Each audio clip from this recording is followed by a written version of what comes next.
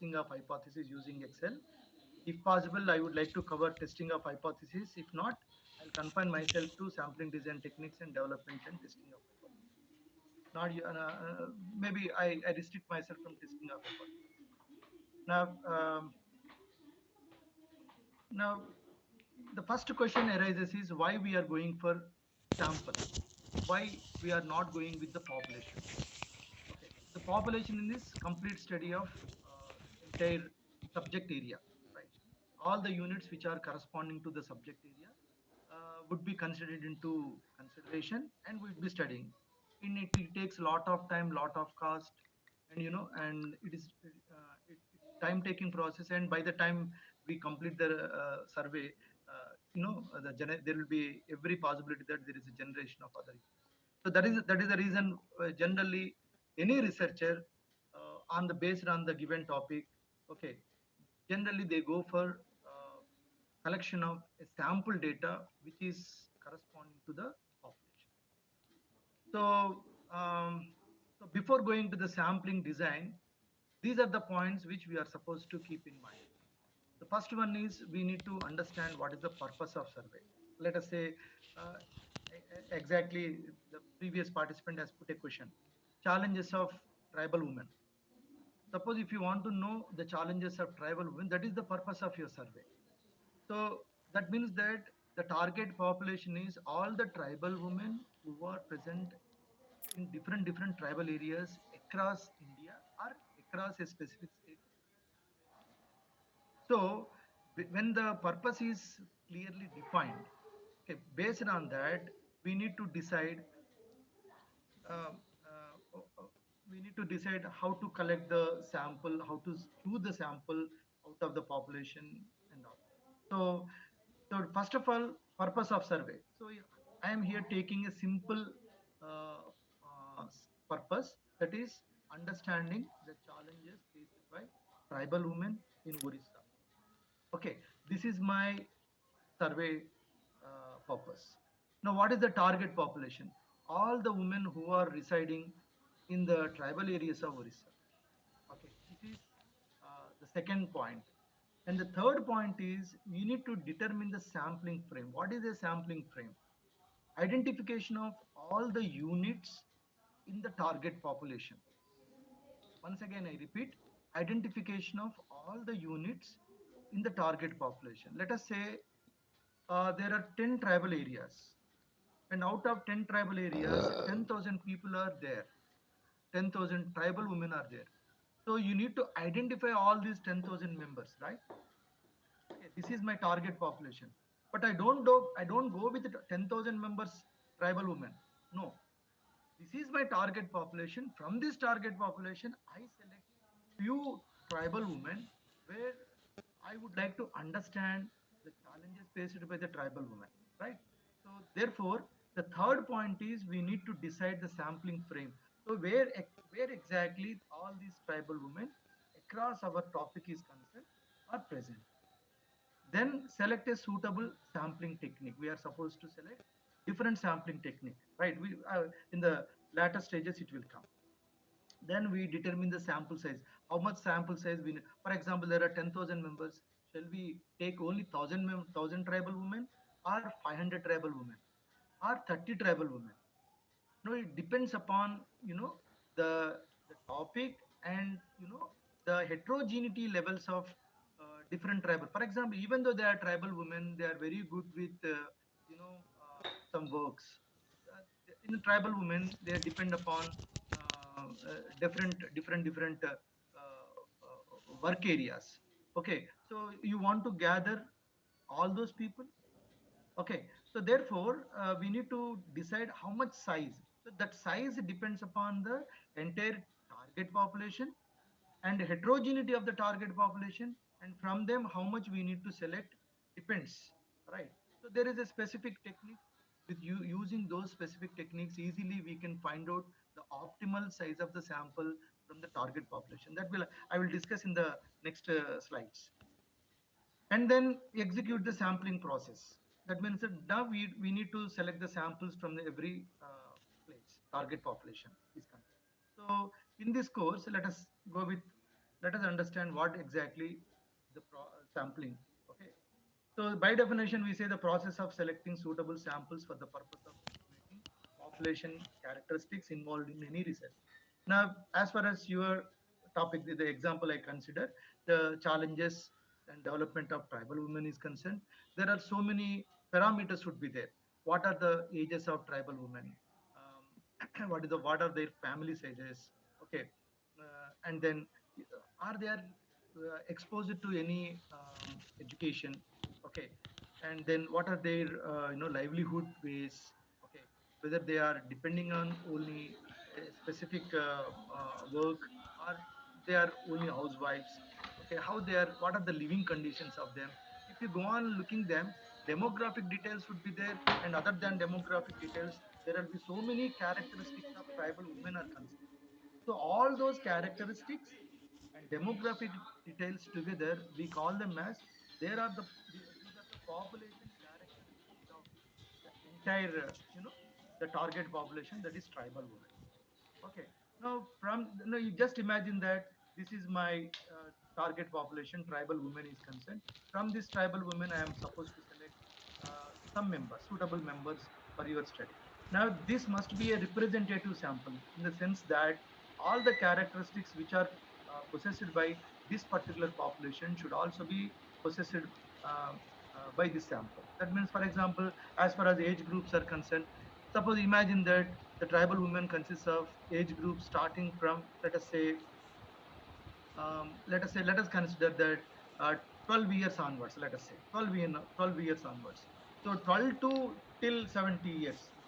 Imagine that the tribal woman age is ranging from 12 years to 70 years or 80 years.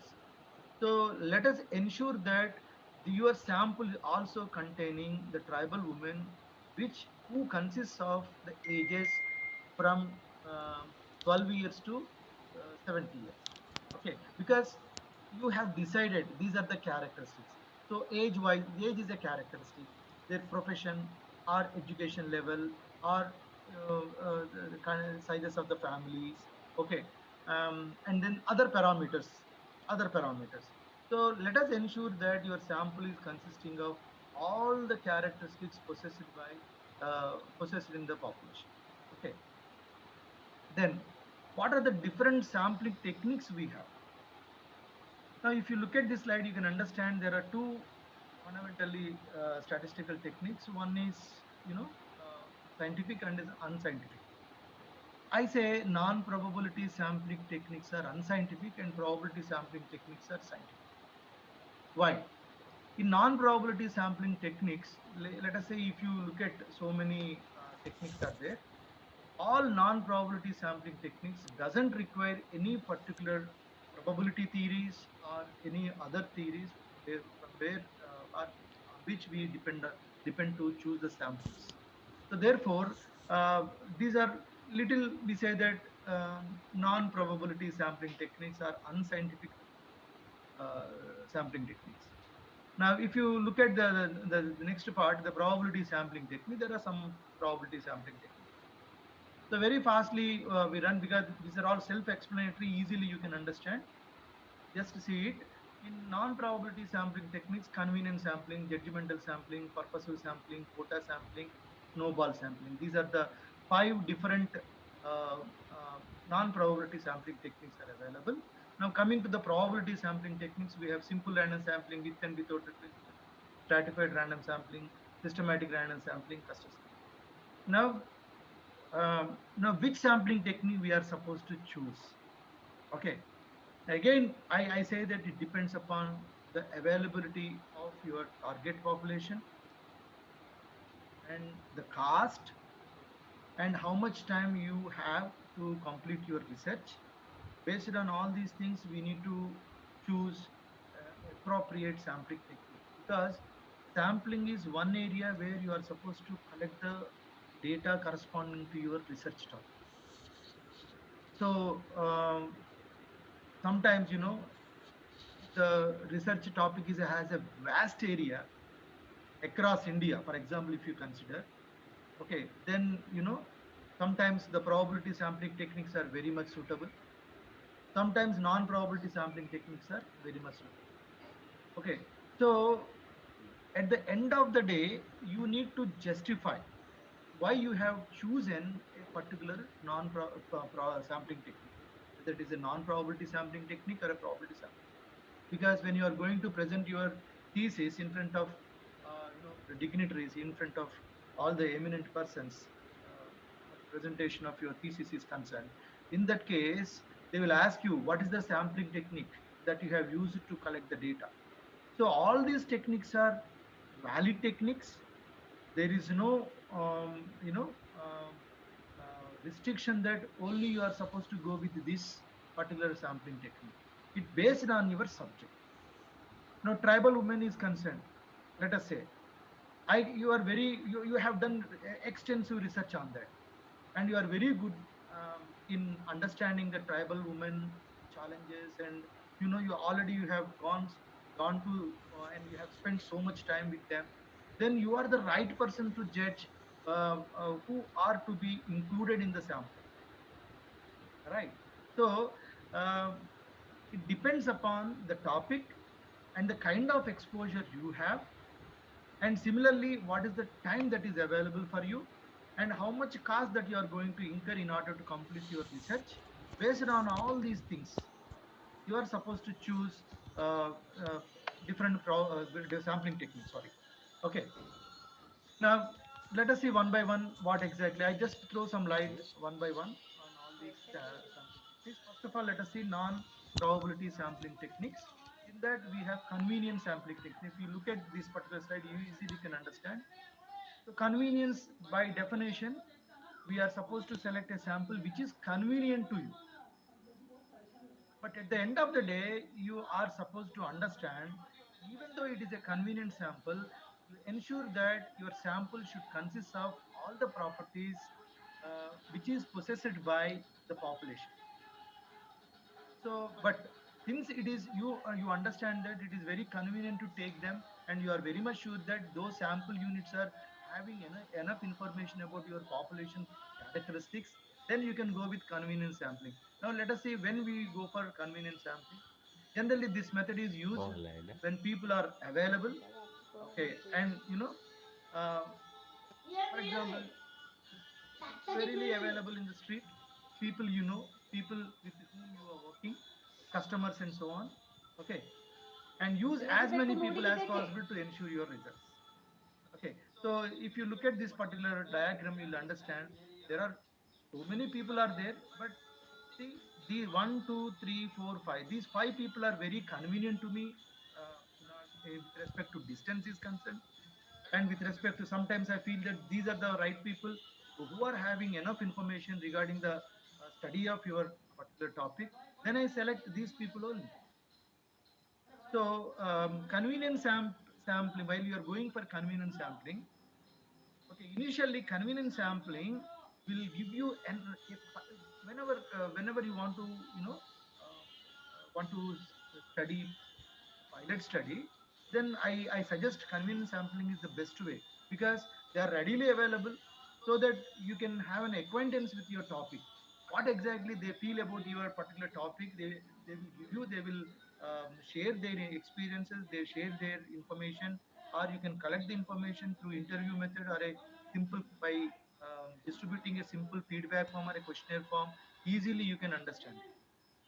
So this is a very convenient way where initially you get the sample, and you can understand the nuances of your topic also.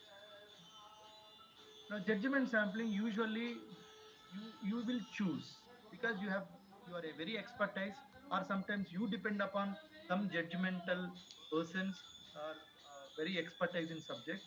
Now they will ensure that these are the candidates who are very apt for your particular study. Then you select those members into your research study as a sample, so that you can collect the information from them.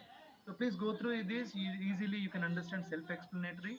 Use your judgment to select what seems like an appropriate sample. For example, I give you simple instance. Suppose I would like to understand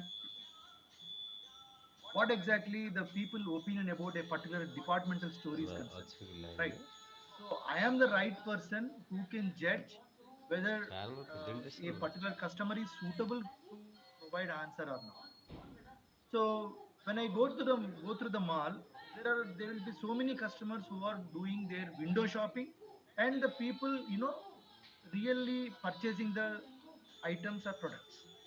So if I want to understand what exactly the people felt about the ambience of the store or a price of articles over there or the services provided by the particular mall is concerned, I definitely choose few people, right? So whom to choose, I will select because I have an expertise in that. Okay, so judgment sampling is all about a selection of items into the sample by a specific expert because he is very much having good acquaintance with the subject items, and he know who is to be included in the sample. Okay, now coming to the next one, purposive sampling.